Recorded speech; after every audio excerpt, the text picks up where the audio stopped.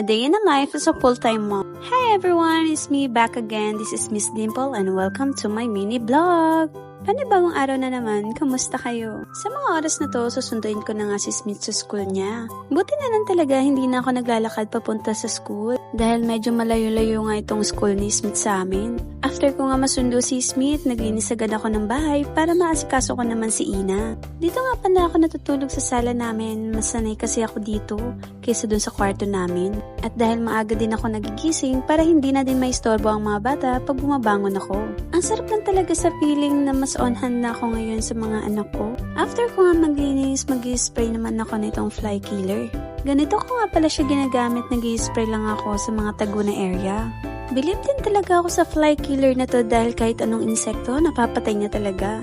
Magtitimpla na nga din pala ako ng kape dahil hindi talaga nabubuo yung araw ko nang hindi ako nakakapagkape sa umaga.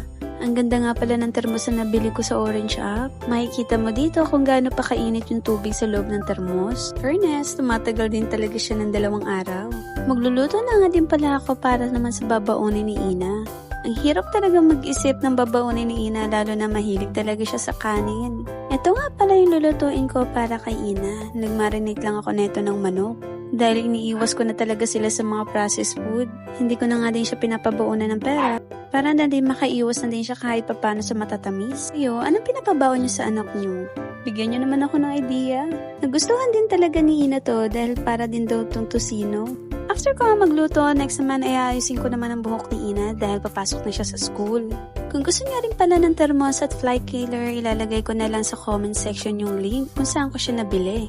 O siya, hanggang dito na lang muna. Salamat sa panonood. Amping!